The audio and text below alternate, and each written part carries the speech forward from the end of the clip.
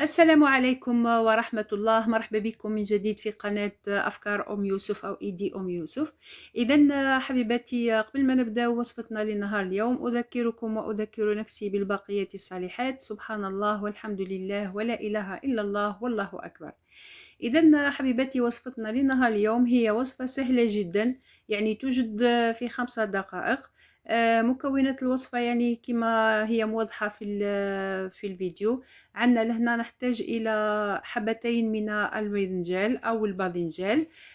كذلك نحتاج إلى حبة إلى حبتين من الطماطم، يعني على حسب حجم حبات الباذنجان اللي عندك. إذا كان عندك يعني حبات صغيرة تاع باذنجان تقدري تستعملي 2 حبات تاع طماطم، إذا كانوا صغار تقدري تستعملي حبة واحدة فقط.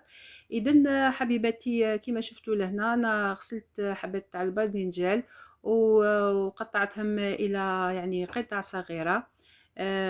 كذلك بالنسبة للطماطم راح نقطعها بنفس يعني بنفس الشكل.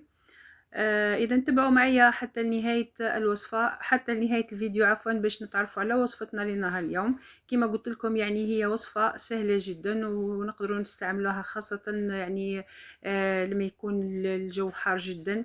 يعني هي وكأنها يعني هي بمثابة شكشوكة، ولكن شكشوكة بالباذنجان، أو كما يسمى يعني في بعض المناطق بالزعلوك. إذا حبيباتي، كما شفتوا لهنا راح نضيف هذيك الطماطم للباذنجان تاعنا، راح نحط الكل في في الكوكوط. وراح نضيف لهم القليل من المعدنوس. لهنا بالنسبة للبهارات، عندي راس الحانوت، عندي بابريكا، عندي فلفل أسود، عندي قليل من الكمون، عندي لهنا القليل من الفلفل الحار أو الهريسة، ثوم بودرة، وكذلك ثوم فص من الثوم. بالنسبة للبصل يعني هنا ما نحتاجوش إلى البصل. إذن حبيباتي راح نضيف ملعقتين من الزيت.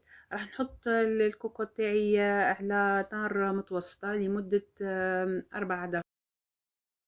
إذا حبيباتي، بعد مرور هذيك ال4 دقائق أو ال5 دقائق راح نحل على الكوكو تاعي. هنا كما شفتوا البنات أنا ما حطيتش الماء، يعني ما ضفتش الماء، لكن نلاحظوا إنه هنا يعني الباذنجان والطماطم يعني طلقوا هذاك الماء تاعهم. نحاول إني نرحيهم بواسطة الملعقة أو بواسطة الفرشاة، يعني نمعسهم بالملعقة، ثم نرجعهم للنار، يعني نخليهم يتقلاو في هذاك الماء تاعهم والزيت اللي كنت حطيته قبل. بعد ما تنشف او بعد ما يتقلاو مليح ونشوفوا انه الباذنجان تاعنا يعني طاب، نطفيو عليه ونحطوه في صحن التقديم. انا لهنا ضفت له ملعقه من زيت الزيتون. صدقوني يعني تجي وصفة بنينة بزاف، نتمنى انكم تجربوها خاصة في هذا يعني الوقت يعني الحار جدا.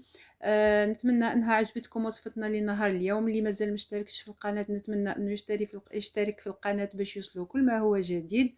ومع سيد إلا أن أقول لكم شهية طيبة، دمتم في رعاية الله وحفظه، والسلام عليكم ورحمة الله.